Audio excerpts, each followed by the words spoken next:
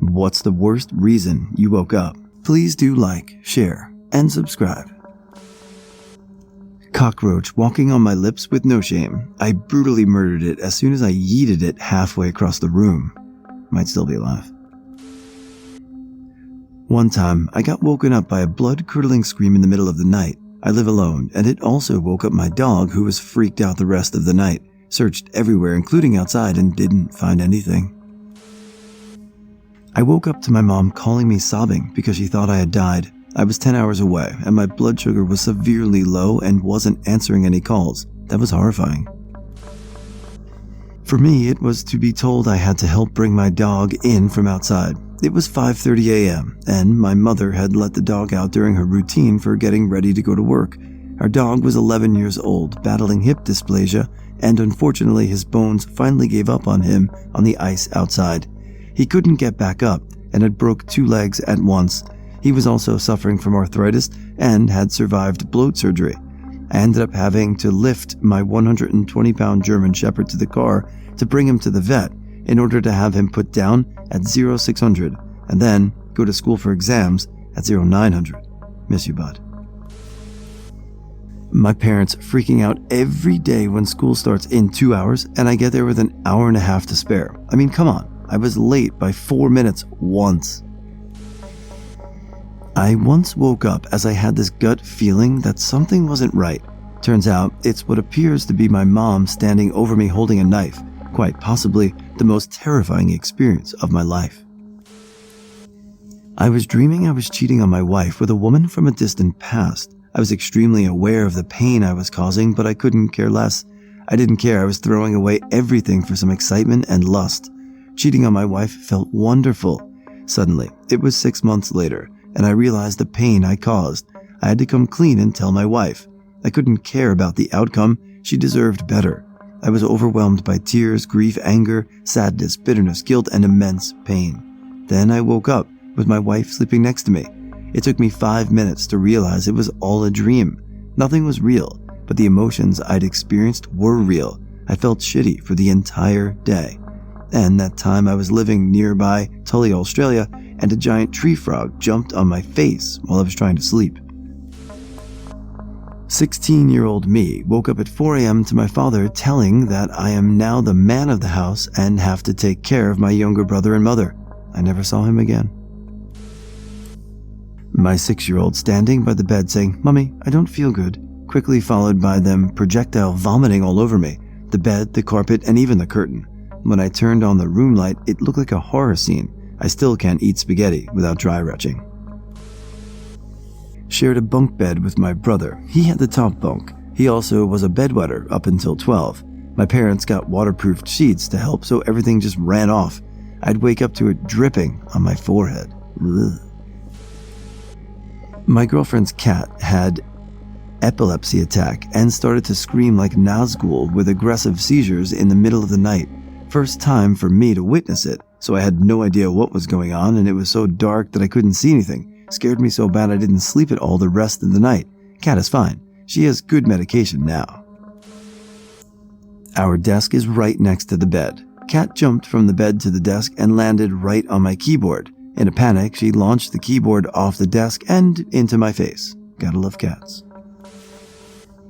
New York City, Saturday morning. Slept in so the sun started to shine in through my 12th floor apartment building bedroom window.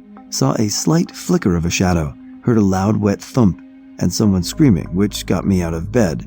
Suicide by jumping from the 24th floor. I, male, 7 at the time, was feeling terribly sick back at my hometown. This was in the mid-90s Bangkok. That night my family takes me to a local witch doctor who gives me some liquid medicine. We get back home and I drink it. Fall asleep within a few minutes because my head hurts bad. After an hour of sleep and very weird dreams, I wake up terrorized.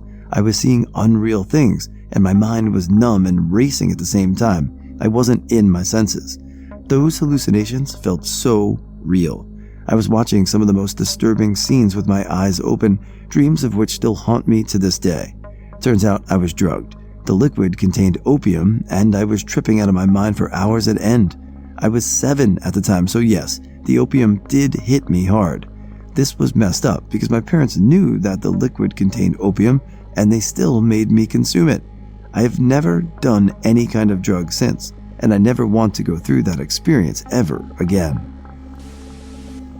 My sister's car was set on fire in our driveway. The wires for the horn somehow fused, and so it was just the sound of the horn being on constantly at like 2 a.m.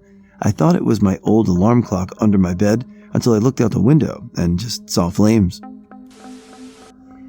I aspirated vomit in my sleep after eating Mexican food and taking heavily sedative medication.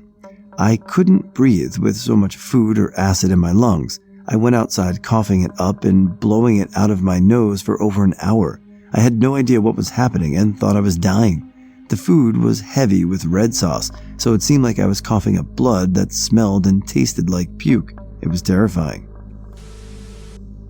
I woke up to my mother screaming for me to call 911 as she was doing CPR on my dad, who had a widowmaker heart attack while in the shower. He was already gone. That was almost 10 years ago. Recently, every night for a week, I woke up to screaming to call 911 because my grandfather's pacemaker kept stopping and he was going into cardiac arrest. Every night for a week, the ambulance would take him to the hospital and they'd get him back, find nothing wrong and send him home. It took all that time for them to figure out it and fix it. He's mostly fine now, but I can't sleep much. When I was in our smaller house, my bedroom was really close to my parents' bedroom. A lot of times, I still can't stop thinking about it, I would wake up to my parents banging. One time, we had guests over, and so then I had to sleep in my parents' room. Can you guess what happened?